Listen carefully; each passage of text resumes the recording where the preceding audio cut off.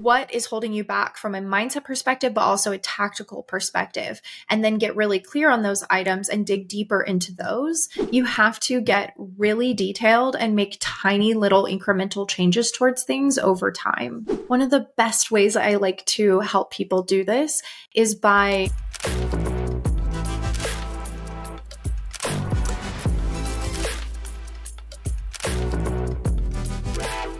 Phoebe Pierpoint is a mindset coach who helps entrepreneurs take back their time and energy to start enjoying their life and business again. After spending a decade working her way up through nearly every role in business to operating seven-figure companies, she found that business strategy is only about 10% of the recipe for success. The other 90% that is often overlooked is tied to mindset. Phoebe, welcome to the show. Great to have you here. Thanks so much for having me. My pleasure. If there's one message you'd like people to take away from this session, what might it be? That message would be that your business cannot grow beyond your current mindset. I like it a lot. So we'll definitely unpack the concept of mindsets today. But before we go there, perhaps you could share a little bit about your journey. Sure. So I started out in a very high stress job, a high stress role, and it ended up just destroying my health. I ended up getting let go from that job because I couldn't keep up anymore. And I was left needing to start over in my career. And I knew that I didn't want to go back to something that was going to be high stress again and repeat the same process. So I discovered the world of entrepreneurship. At this time, the world of online entrepreneurship was relatively new, and I had never even known anything about it. So I reached out to the top 5 entrepreneurs I could find online, and I asked them if they would give me a job. And one of them did. And through that career, I learned how to build businesses. And then I went out on my own and started a business around that. And what I found was that every single time I could have the best business strategy in the world for my clients, but their mindset, their beliefs, their thoughts, all of it would get in the way and prevent them from being able to take action on the strategy. And that sabotaged what I was able to do for them and what they were able to do for themselves. So I started looking into the world of mindset. I took mindset, married that with the business strategy, and created the business that I have today. Interesting.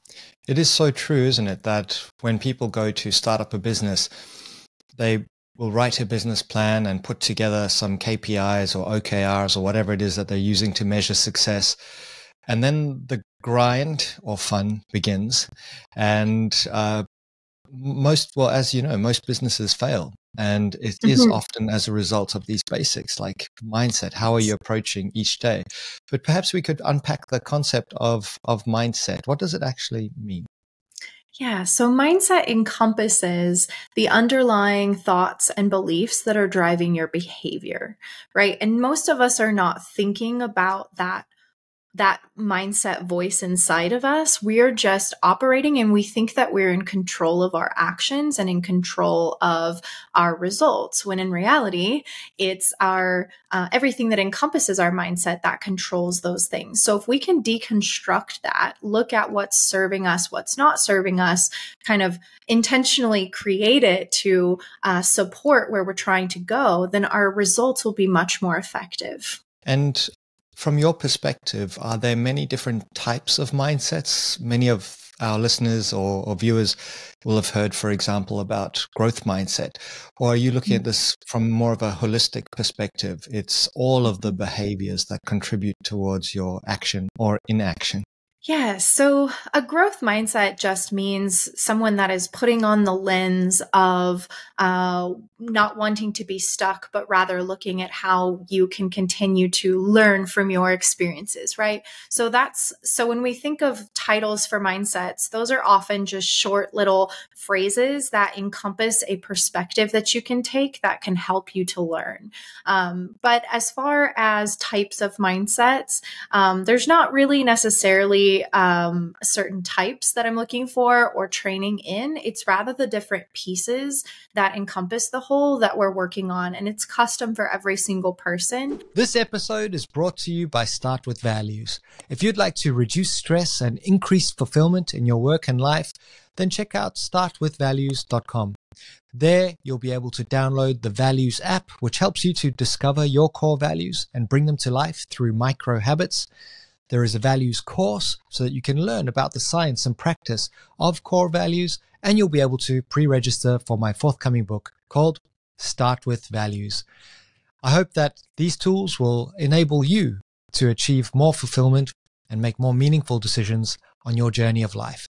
Now back to the episode. Every person will have the same sort of issues, but they will manifest completely differently. And that's often why it's so hard to take lessons from other people, because it might be manifesting completely different in your situation. And you're just not sure how to apply that with what your symptom looks like, if that kind of makes sense. Yeah, that really does make sense, which is why a lot of people get frustrated if they go and do, I mean, there are so many programs out there. They try and replicate what Grant Cardone did or what someone else did, and they go, this is not working for me in my situation. Mm-hmm. And it's because you're an individual. I mean, Gary Vee will tell you, just be on every single social media platform. And I've met entrepreneurs who tried to do that, and they said they just get overwhelmed with TikTok and channels that they're probably not suited to. Yes, this is one of the biggest reasons why I went into business for this, because when I started looking for mindset work out in the world, I ran into the same issue. I'm a hard worker. I'm willing to put anything into action, but only if it makes sense, only if I can see how it connects to what I'm doing. And especially for female entrepreneurs, a lot of the business advice is very much geared toward men and how men operate and how men's brains work. And that's not to say that there aren't women that resonates with. And for me, it did. I made it work for a long time, but women do things differently, for example. And then there's the difference between introverts and extroverts. A lot of the people that are out there talking about mindset or have a big platform are extroverted people by nature. They like, to be the center of attention and, the face of their organization. And so what works for them and what they're promoting is often not appropriate for someone that is more introverted or has different strengths. And so what you create for your mindset is so incredibly custom that it does become a little bit overwhelming to be looking out into the world and seeing all the different possibilities and not knowing exactly how that applies to you. Very interesting. What have you noticed as some of the differences between men and women as entrepreneurs, as founders, leaders of companies? So men have, because of our culture, they have a natural inborn authority that is just part of being a man, right? You show up to a room, there's just natural authority there because you're a man. Whether that's right or wrong doesn't really matter. The point is there's just that natural authority piece. Women don't always have that. Some will, but most of the time, women just don't command that sort of same authority. So if a woman is trying to put that on and trying to show up into a room like really powerfully, it doesn't really work the same way. It comes across as inauthentic. It probably doesn't feel good for her. And you're not going to win on that measure. So you want to let go of trying to win on things that are not natural to you and instead enhance what you are really good at, right? So women are really good at observing the entire room. They're good listeners. They're good at engaging people. That's where women would be more effective, typically, rather than trying to be this like attitude of authority, like men can do really well and often do very naturally. That makes a lot of sense. And there's a million differences, but yeah, that's just... I've definitely encountered that in meetings and workshops and conferences where you're right. There is this kind of gravity. The man walks into the room in his suit and he sits down and he's like commands the attention. Whereas I found that in my own experience, female leaders will come in and really look and try and establish a much more holistic view of everything that's going on and have higher empathy as well, just in my own experience. Yes. But I think that the research would back that up, that female leaders tend to be slightly more empathetic. Yes. Which can be a useful thing, and it can also lead to distress if you're too empathetic. Right. So a lot of the times the coaching around empathy is just don't care what people think of you. And, it's very, it's kind of what works for men a lot of the times, right? They're able to kind of shut that off. Women don't want to do that. First of all, I don't want to build my business in a way that I don't get to be empathetic and warm and open and myself. So yes, we can use that as a strength, but we're not really taught how to do that. So that is an example of something that, as a female entrepreneur, you can develop that as a strength and work to eliminate sort of the weaknesses of that part of you. Now, I suppose a lot of people wouldn't even consider the fact that you have a mindset, whether you realize it or not. So it's up to you to build a mindset that supports you. But a common trend that I see is people avoiding those difficult situations, avoiding what they should be doing. Can you talk a little bit about that tendency towards avoidance? Yeah, we don't really avoid actions, we avoid emotions. So if something is eliciting a feeling of stress, overwhelm, anxiety, whatever it might be, then we will immediately want to remove ourselves from that situation. Now, it's not so obvious as, ooh, I feel an emotion, I need to run away, right? It's not that obvious. It's very subtle. It's, oh, I should go get a coffee, or, oh, I should really check my emails first, or I should, give a call to my friend or whatever, or run some errands, or we tell ourselves these stories that let ourselves off the hook of doing the things that elicit a strong emotional response. And especially when you're a high achieving entrepreneur that's always pushing yourself to go to that next level, there's going to be a strong emotional reaction to that, whether you realize it or not. And it's better just to plan for that, to go into that, lean into it, deconstruct it, understand it, and work through it, than to suppress it by continuing to stay distracted and keeping yourself stuck where you're at. It's kind of a flight response in terms of how our nervous system works, right? We go, there is so much overwhelm in my environment that the safest thing to do right now is just avoid taking action. Yes, sometimes there are a few different responses. The fight response, which is, I don't even need to do this. And, I'm not that type of person. You're kind of fighting or resisting the change. The flight is, the person that's going to go and distract themselves with other things. And then there is a freeze response as well, where someone just kind of stares at their to-do list and doesn't know what to start, where to start, what to do, and just scrolls on their phone. Yeah, absolutely. Yeah, and you encounter, we all experience these or subtle variations of them every single day. It's a big part of the training that I provide with Resilience Institute is helping people tune into these responses to challenge or reactions. A lot of the time it is quite reactive. It's not intentional at all. Right. We just react to what's going on in the environment. So how does someone start to deliberately cultivate a mindset that works for them? Do they need to see someone like yourself, or get a coach who has an external perspective? So you can get really far with your own work.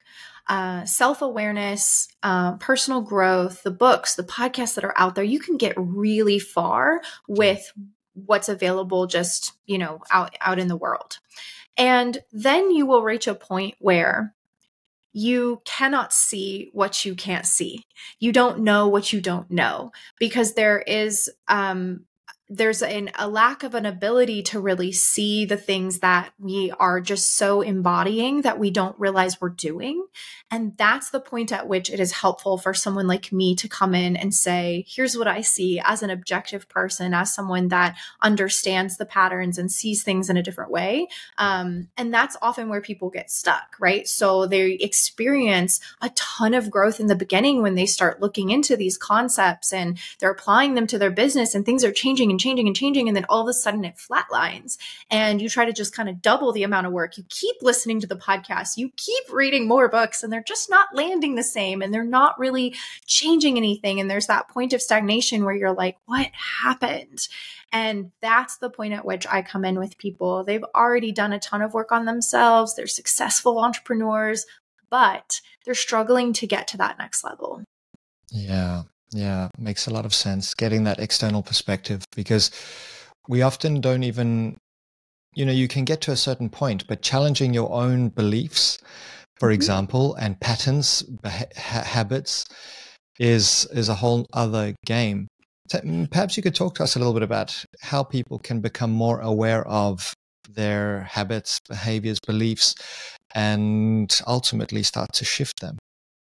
Yeah, if you're doing it on your own, the best thing that you can do is to get clear on what the problem is. What is the number one area that you want to work on, and pick one area only. So maybe it's, I know I need to make sales calls, but I am terrified of making sales calls. So you want to look at why, right? There's the mindset piece, and then there's the tactical piece. So the mindset piece is, what are you afraid of? What are you worried about people are going to think of you? Those elements. And then there's the tactical elements. Do you have what you need to actually do this? Do you have a script? Do you have resources? Do you need to read something about it? Do you not actually know what you're doing? Do you not know how many people you're going to reach out to? Do you have a plan, a strategy, right? So we want to deconstruct what is holding you back from a mindset perspective, but also a tactical perspective, and then get really clear on those items and dig deeper into those, and then start to challenge them in a small way. So if you are not making your sales calls because you don't want to seem pushy, then you want to look at what's languaging I can use that doesn't seem pushy, and then practice that, right? In a small way. Maybe you just call someone and you don't ask for the sale yet, or the referral, or whatever it is, and you just connect with them and you practice being present to the phone call and not worrying about your anxiety, and you kind of step it up from there. But it's hard for people because they want to move really fast, but the opposite is true when it comes to this work. You have to get really detailed and make tiny little incremental changes towards things over time. It's good advice. A lot of people will set grand resolutions. Well, the research shows that 80% of New Year's resolutions have failed by the 1st of February. So, and it adds extra pressure to you to say, okay, I'm going to hit, 60 sales calls a week, if at the moment you're not doing any. So rather address it and start with one, and don't call it a sales call, just call it a connection or something like that. Yes. And suddenly you've bypassed that resistance, I suppose. Yeah, there's a lot of elements you could do to improve this sort of a situation, because you can also create rituals around your sales calls. So one of the reasons things cause us anxiety is because our brain's not expecting them. But if every day at 9 a.m. we do our sales calls, your brain will start to just get you into that mode naturally because it's expecting it. If you create some sort of ritual where you maybe take some deep breaths before you call, you sink into the right intention of, I'm just reaching out to this person to have a conversation. I'm not trying to get anything from them. You have those ritualistic things. It will come naturally faster and faster. So there's all kinds of elements that factor into how to work on these things. That's a good point. Create that rhythm so that it just becomes part of who you are rather than this big deal. So would you suggest that someone who's on the journey, they're an entrepreneur, address your pain points? That's probably a place to start, because you'll know where you feel resistance or pain. Yes. One of the best ways I like to help people do this is by setting aside thinking time or you could call it a mindfulness practice, depending on who you are, which is just a time to sit and notice the still small voice in your head. Or for some people, it's areas of tension in the body that are speaking to you, right?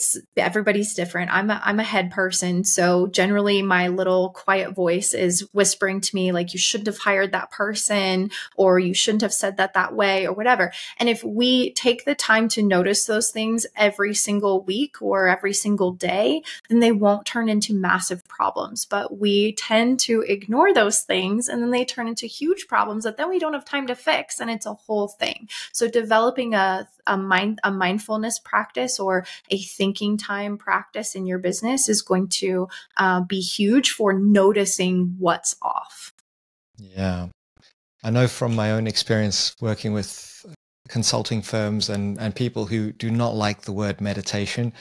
We call it tactical focus, and suddenly they go, "Oh, tactical focus. Well, that sounds pretty active and intense." But so creating a little bit of space for reflection, because if we don't, it's never going to happen by default. You kind of need to lock that time in. By the time you notice it, it will be a big, bad, scary monster that then you don't want to deal with. What are your thoughts on habits that support well-being, such as a morning routine, things like that? I love those things as tools for developing the new you. We don't want to rely on habits only because habits imply that you have to force yourself to do something. But habits can be a tool for transformation, and that's the goal we want to get to. So we want to get to a point where you are just doing your morning routine. You're not waking up and thinking, "Oh, I got to do my morning routine."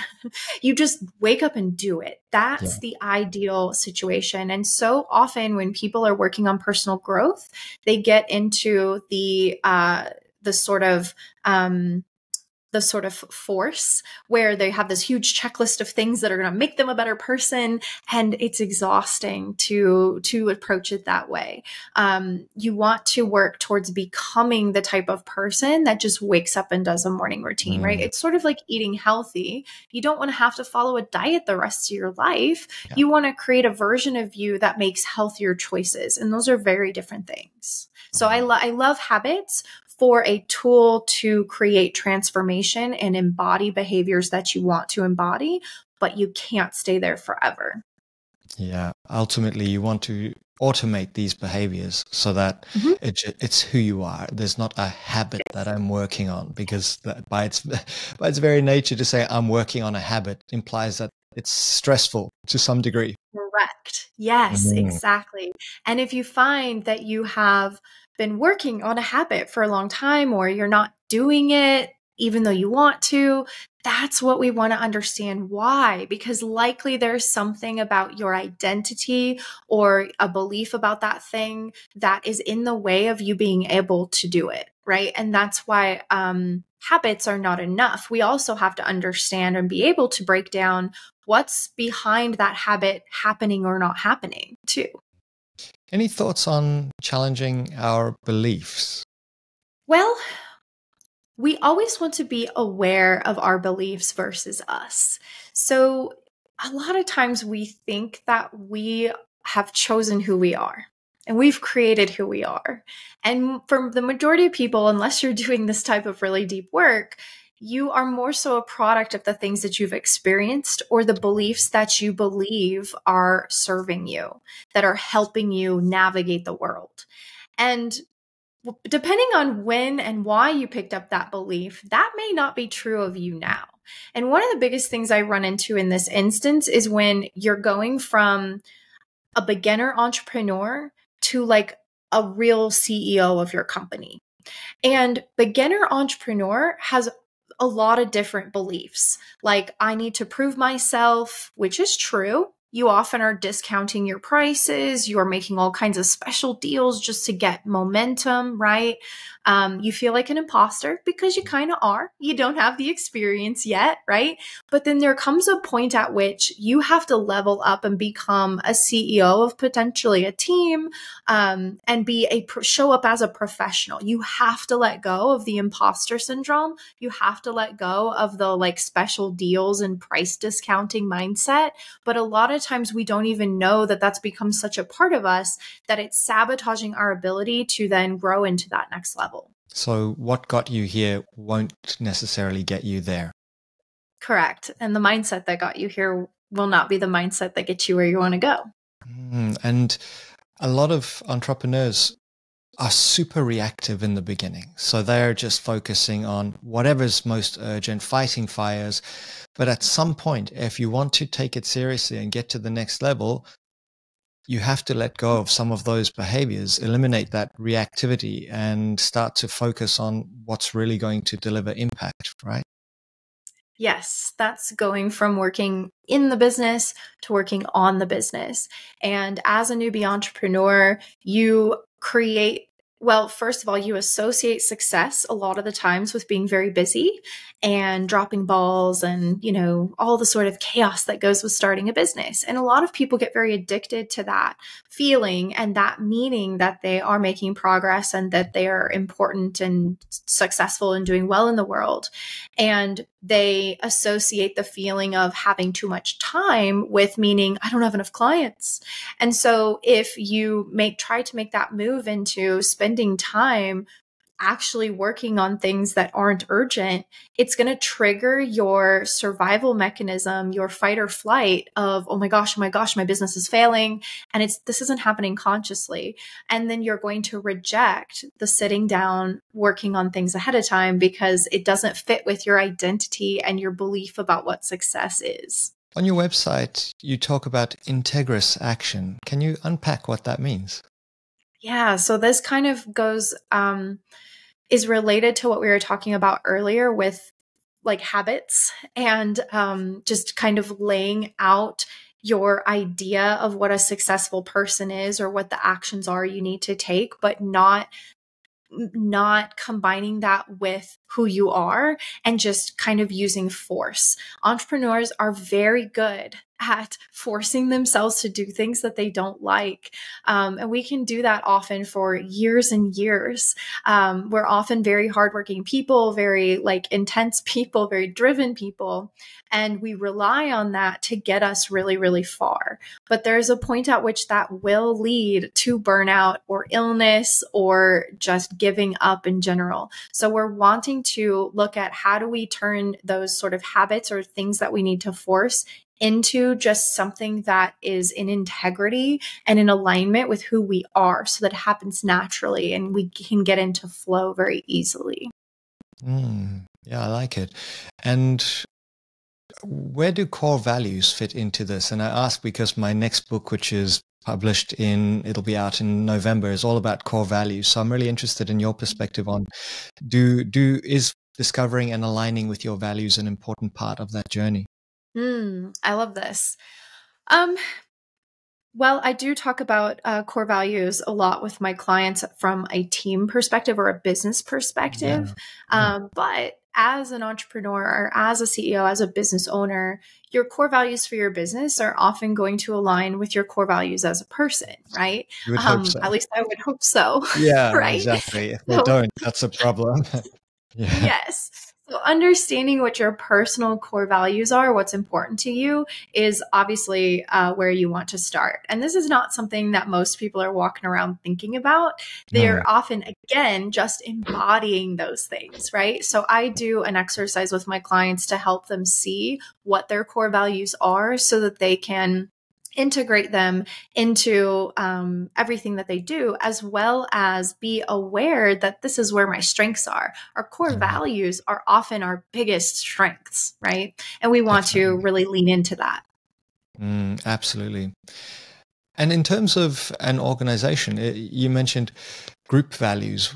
For an entrepreneur, is it important to start thinking about the core values of your organization from the very beginning to create that culture that's aligned? From what do you think? Ideally, yes. I know it's hard when you're starting out.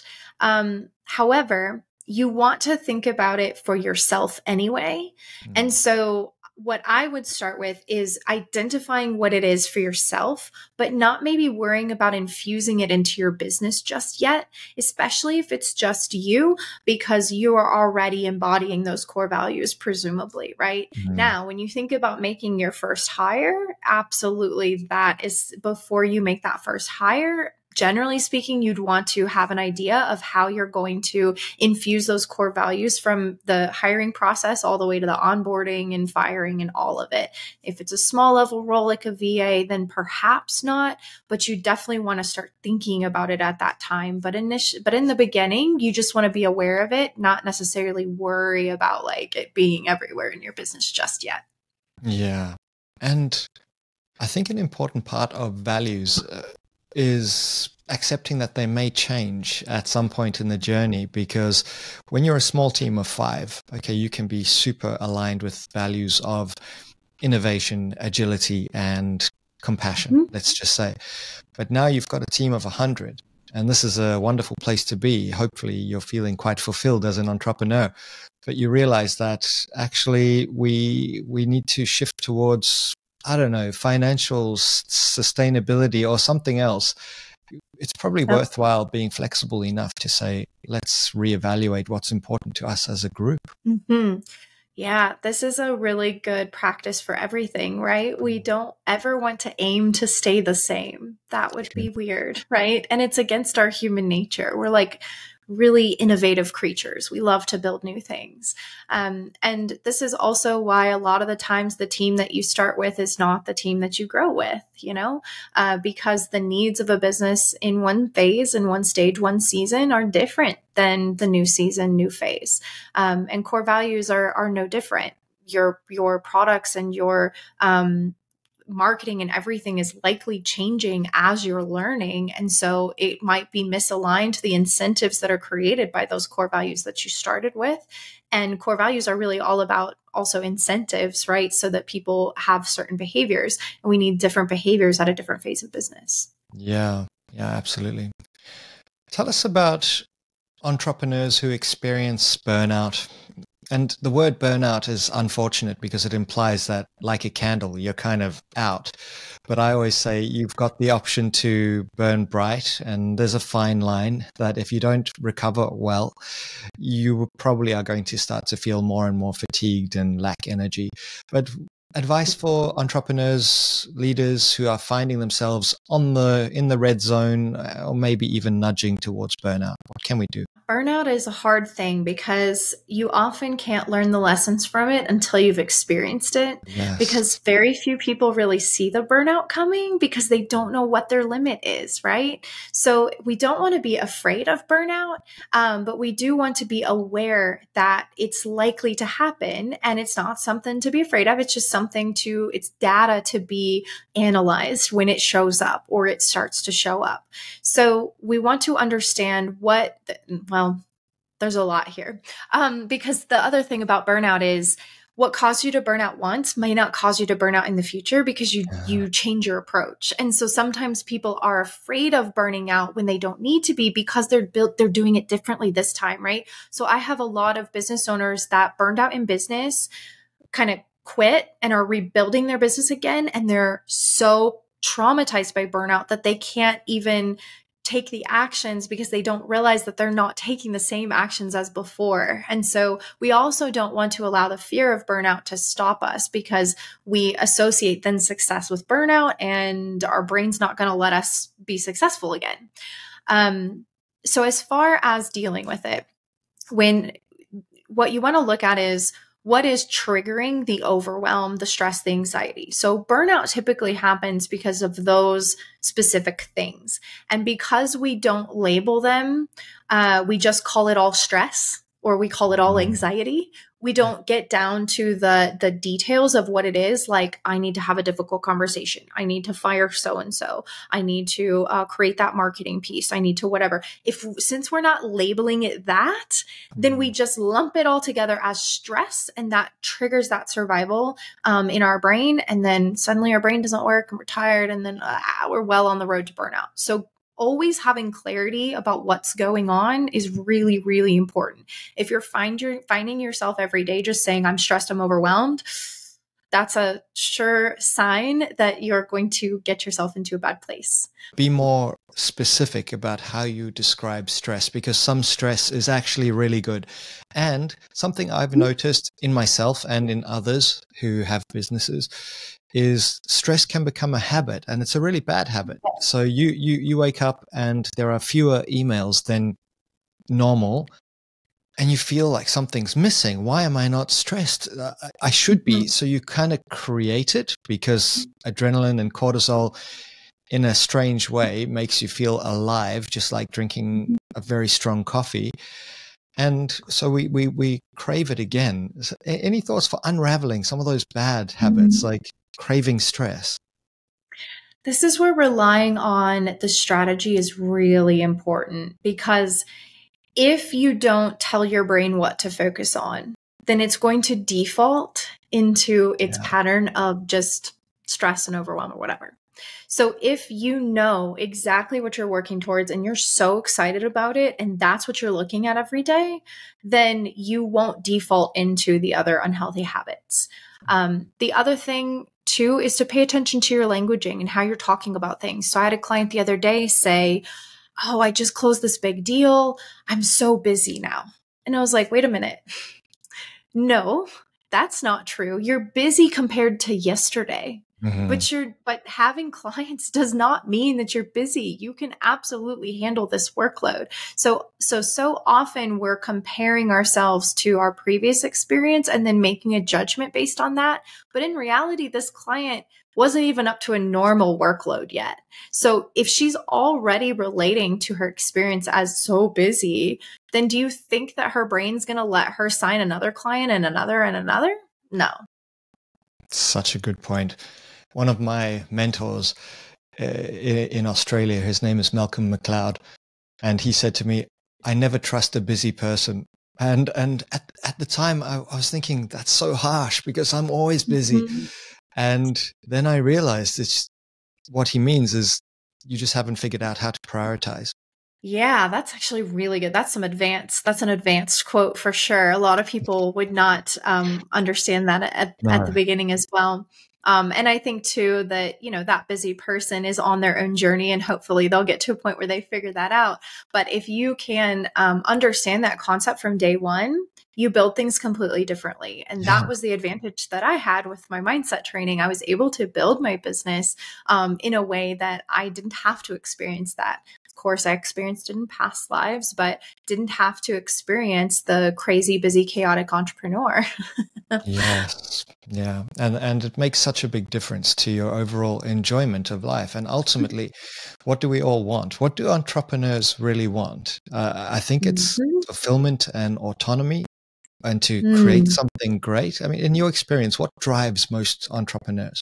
Well, autonomy is a big one, but that's because they want more freedom, more time freedom, more creative freedom.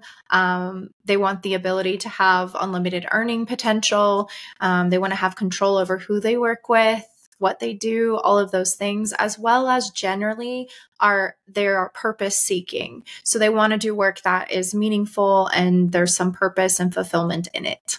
Yeah, makes a lot of sense. What got you interested in this? And perhaps you could touch on your personal story of what happened.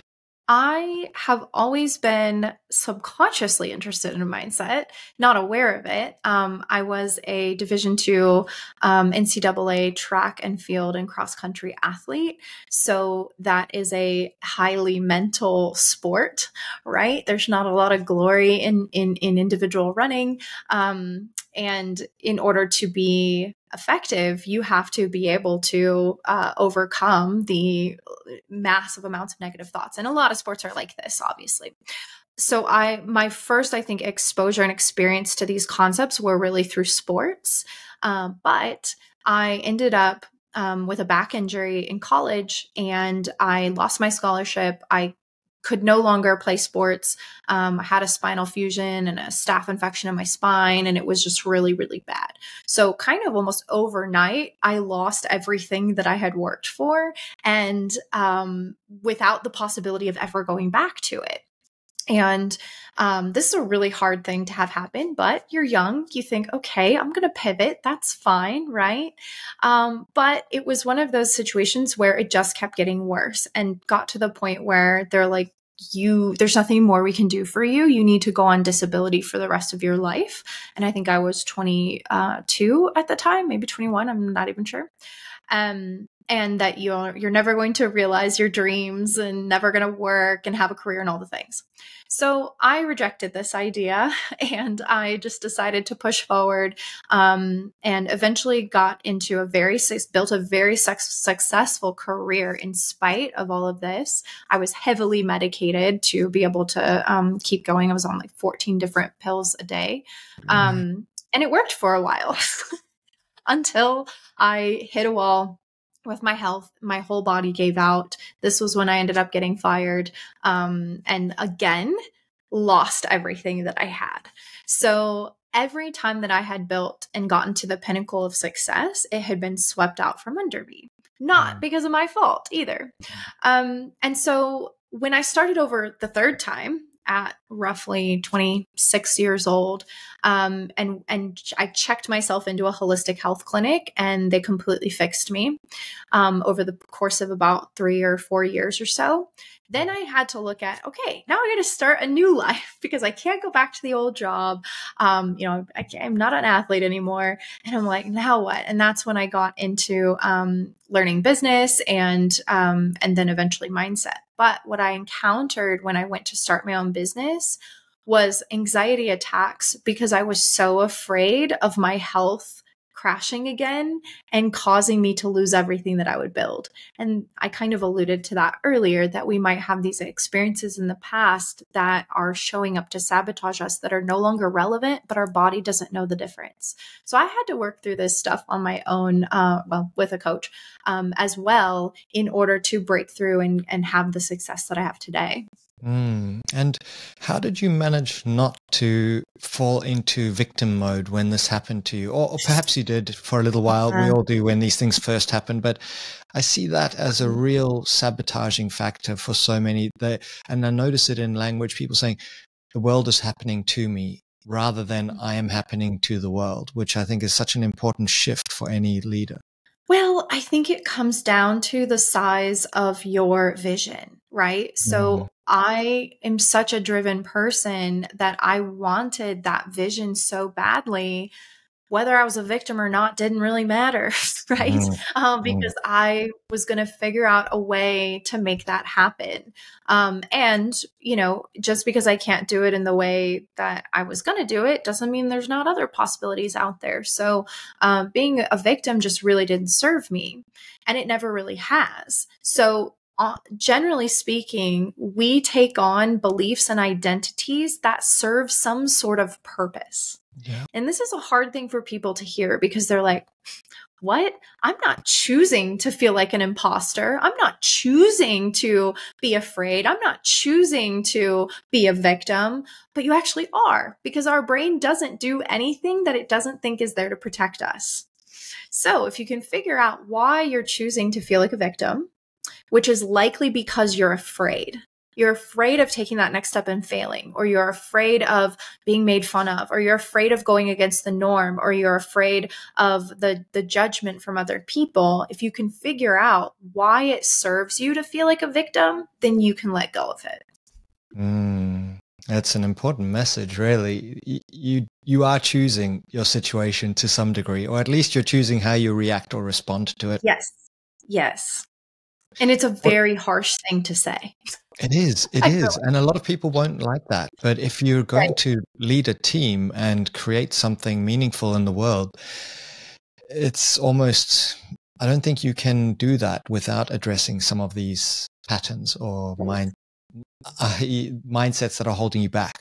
You mentioned your holistic health journey. Perhaps you could just touch on that a little bit, because it sounds like you found a way to recover when traditional modern medicine might not have given you Yeah. that pathway. Yeah. Well, I think we're all aware of, the medical system in the US and the food system and Mhm. how unhealthy we are, right? And I grew up as your typical, middle class sort of family in the middle of Kansas. So health and healthy eating were not really on my radar at all. Yeah. I used to make fun of the concept of organic and holistic medicine and all of that. So this was very foreign to me. But my eyes were really opened when I got to the point where the thing that I had put my faith in was one of the biggest contributors to my decline. Wow. And that they didn't really know what they were doing. They were just keeping me alive. They weren't really healing me. And the difference that I found between Western medicine and Eastern medicine is one is designed to just kind of keep you alive, like put lots of Band-Aids on you to keep you going, keep you running, keep putting batteries in. And the other is really designed to understand, why is this happening in the first place? And let's fix it at the root so that you don't have to keep Band-Aiding it. So I, for the first time, had all these comprehensive panels done. I was 85 pounds at 5'4". I was covered from head to toe in rashes and swollen joints. All of my eyes were swollen. I was a freaking mess. And essentially they told me I have no immune system left because I was so heavily medicated for so long. It just destroyed my immune system, destroyed my gut lining. And so I had to rebuild every organ in my body, which it takes about 7 years to really fully replace all of the cells in your organs and your bones and everything. And so it was a very long journey, but I was very disciplined and dedicated to it. And I really think that I have a brand new body now. That's amazing. Yeah, so great to hear. And it is true. Taking that holistic view of your health, it's not about treating one symptom. It's about looking at what's going on. And people often forget that stress can really cause inflammation. Yes. So you sometimes treating a symptom and going, why is this not going away? Or just look at your Yes. lifestyle. What are you doing each day? Yes. One of my other past lives, I was a marketing director for a national chain of holistic health clinics. And I gave speeches about how 90% of disease is caused by stress and rooted in stress, ironically. And that's why the mindset stuff is so important to me. And what applies in holistic healthcare applies in business. We want to take a holistic approach to business instead of just band-aiding stuff. Instead of forcing outcomes, we want to fix the root cause of why these things are happening in the first place. And if you fix one thing, it often resolves a lot of the various symptoms. So if there's someone out there who is considering starting their own business and they want to be an entrepreneur and they've got a vision for what they want to achieve, what would you suggest as some of the first steps for them to consider before they just dive in? Well, I don't typically work with people starting their own business, Okay. but if I were, I would start with the vision and what you want from not an ego place, right? A lot of the biggest mistakes that we make, and I made this mistake too, the first goals that I had were based on what my parents wanted for me and what I thought society wanted from me and what I thought would look good to others. And we can't help it. That's how we are wired because we're tribal.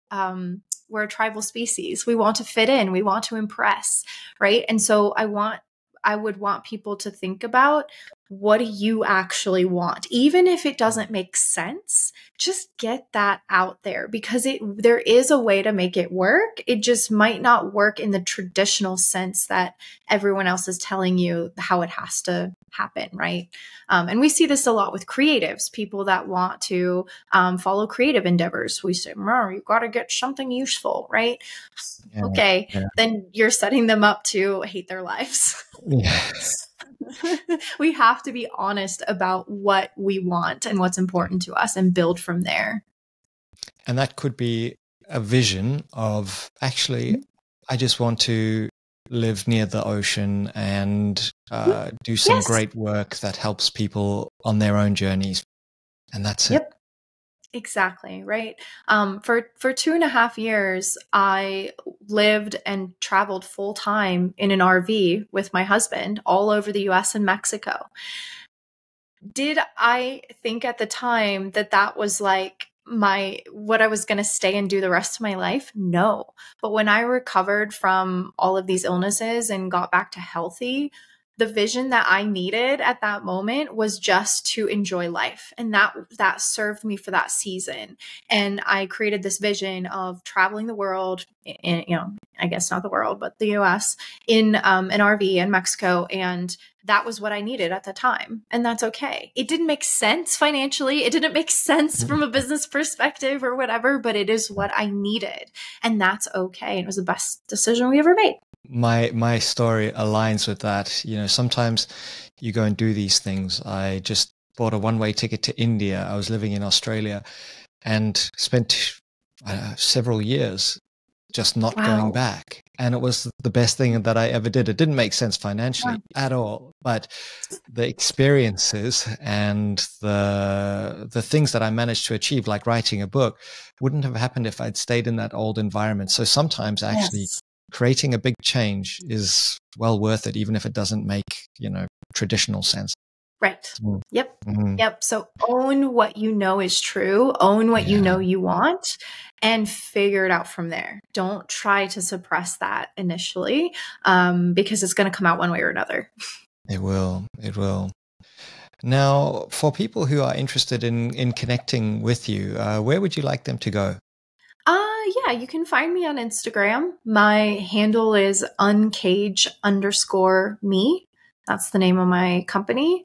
And you can just shoot me a DM. Happy to chat in there. I also, I do consultations with people if you want to just schedule a call and I'll find out, what you got going on, what I see, and give some feedback. So I'm pretty low tech. Just reach me on Instagram. Easy. One last question. How important do you think visualization is as a practice? Do you think there's any benefit in actually vividly trying to visualize the outcomes that are important to you? Yes. The short answer is yes. Not every tool is going to resonate with every person in every moment. So it is important to recognize that tools are to be picked and chosen sometimes. And so if visualization isn't resonating with you, that's okay. But what visualization does is it creates familiarity in your body and in your emotions and with your brain. And what your brain's familiar with, it's comfortable with. And so visualizing being the version that you want to be creates a level of comfort so that your brain doesn't freak out or reject it when it starts to show up. It also programs something called the reticular activating system, which is the part of the brain that's designed to see opportunity. And it will see opportunity based on what you program it with.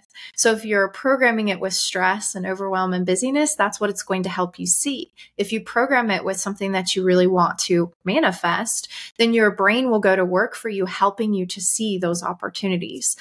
So I do a vision board every year. This year, I redid it in December. I put a picture of myself speaking on stage. Well, it wasn't me. It was a random girl. And I went to visit my friend in the Bahamas in February, and she was like, "Hey, do you want to speak at my event in May?" And I was like, "Yeah, it just happened," but that visualizing changes how you energetically show up. And if I'm showing up as a speaker, she sees me as a speaker, and then, it just happens, and it's all happening subconsciously. So it is really powerful. Yes, absolutely. And what gets you into flow? Yeah. So flow is, there's a lot of elements to flow. There's a great book called Willpower Doesn't Work. And it talks about how people try to force certain work habits or whatever. They have a short period of time that they need to get something done, so they're going to do it that way. But what you really want to get to is understanding how you work best. And this is often very different for men and women. Men can very relatively easily plug out a 12-hour day for whatever reason. I don't know what it is. Women are generally speaking not like that. And so we don't want to, men can build their business around that. Women need to build their business a different way. Women also need to factor in their hormone cycles into how they work, right? So we don't want to fight flow either. So sometimes you show up and you have one intention in mind to work on a certain thing, but you're not feeling it. It's not happening. And instead, you're trying to work on this other thing in your mind. So it's okay to allow yourself to do that so that you don't interrupt what's naturally flowing from you at the time. So listening to that, being aware of that's really important. And then, like I said earlier, creating rituals around certain time blocks to work on certain things is really important because it trains your brain to be like, oh, we're going to be doing this for 90 minutes. Got it. And it will help you get into flow faster. Also doing a clearing exercise before you sit down to do the work so that any of the thoughts or the things that are niggling at you, you can get them out on a piece of paper. Having something that while you're in flow, if a thought pops up, you can immediately dump it somewhere that you know is safe and you're not going to forget it. Those are a lot of different things you can do to support flow.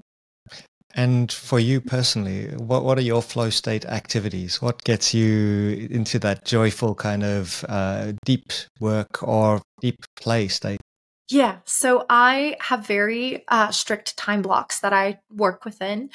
So that my brain is very trained that every morning it knows we're going to go in and we're going to work on content. So it's already like primed and it's already like getting into that state before I even do that. I always get something to drink. I'm a big drinks person. So I'll make a tea or a coffee or a kombucha or something to that effect. So I have something to sip on because that makes me feel like it's really fun. Also, if you're feeling anxious in flow, which this happens to me a lot, I'll be like, oh my God, this is so much work.